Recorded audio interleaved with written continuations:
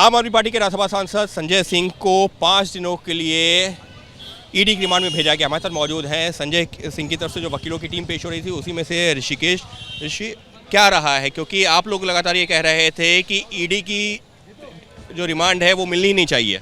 नहीं, देखिए, ये जो कोर्ट में आज जो दलीलें पेश की गई वो ये थी कि एक ऐसे गवाह के बयान के बेसिस पे रिमांड मांगी जा रही थी जो व्यक्ति इनका अभियुक्त पहले था, फिर उसके बाद उनके कई एक बयान हुए, फिर इनका ये अप्रूवर बना, फिर उनको इन्होंने बेल दिलवाई और उसके बाद जो है संजय सिंह के खिलाफ बयान लिया है। तो अगर सीरीज ऑफ इवेंट देखें तो उससे साफ साबित होता है कि संजय सिंह के खिलाफ कोई सबूत नहीं निकल के आया। किसी व्यक्ति के बयान पे जो कि क्रेडिबल एविडेंस नहीं कंसीडर किया जा सकता, उनके बयान के आधार पे इनको अरेस्ट किया गया था। अब चूंकि कोर्ट की प्रक्रिया है कि इन्वेस्टिगेशन को अगर पूरा करना है तो कोर्ट जो है रिमांड जितनी मांगी जाती है उस हिसाब से अपने हिसाब से एनालाइज करके वो रिमांड जो है अलाउ करती है। तो 10 दिन का रिमांड मांगा गया था, 5 दिन का इनको अलाउ किया है। आप लोग दिनेश अरोड़ा के ऊपर सवाल खड़े कर रहे हैं, लेकिन ईडी ने, जांच एजेंसी ने तो कहा ये तो कोर्ट ने जो है उसको सरकारी गवाह बनाया ना, हमने अपने आप तो नहीं बना लिया। नहीं, ये आपको मैं समझा दूं कि अगर आप ऑर्डर शीट अगर आप देखें जो इनका बेल ऑर्डर है, उस बेल ऑर्डर में ईडी ने साफ साफ कहा कि जी हम विरोध नहीं कर रहे हैं इनके बेल का। जो व्यक्ति एक्साइज सो कॉल्ड स्कैम का अभियुक्त है उसकी आप बेल जो है नहीं अपोज कर रहे हैं। और दूसरी बात जो आप कह रहे हैं कि उन्होंने एप्लीकेशन दिलवाई गई जिसको कोर्ट ने अलाउ किया है, तो कोर्ट ने अप्रूवर नहीं बनाया, उसके लिए उन्होंने एप्लीकेशन दायर करी और एप्लीकेशन जो है ईडी के बिहेस्ट पर दायर की गई, ईडी के कहने पर दायर की गई। तो ये, और आज जो सुप्रीम कोर्ट में हुआ आप देखिए, सुप्रीम कोर्ट ने कह दिया कि पीएमएलए का केस ही नहीं बनता।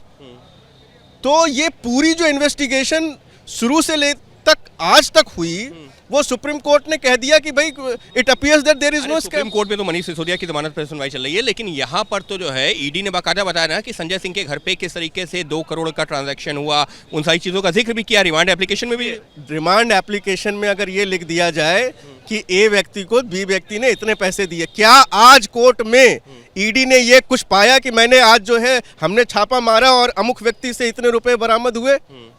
नहीं।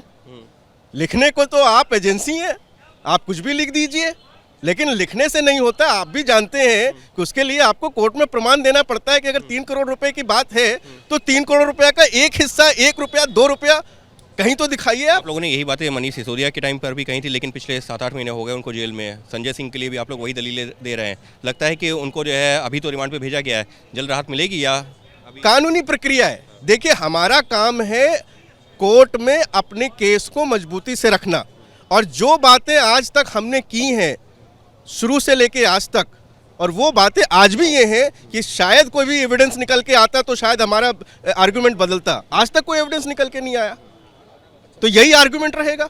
बाकी कानूनी प्रक्रिया है, कानूनी प्रक्रिया है, और उसी के तहत जो है अभी संजय सिंह को हिरासत में भेजा गया है। लेकिन दलीलें वही हैं कि इस मामले में अब तक कोई ऐसा सबूत नहीं है, ऐसा कोई गवाह नहीं है जो ये साबित करता हो कि फिर चाहे वो मनीष सिसोदिया हो या संजय सिंह हो या आम आदमी पार्टी के जो तमाम नेताओं के ऊपर जो आरोप लग रहे हैं वो सही भी हैं। लेकिन फिर भी ये कानूनी प्रक्रिया है, लिहाजा उसका सम्मान करते हैं, ये कहना है संजय सिंह के वकील ऋषिकेश का।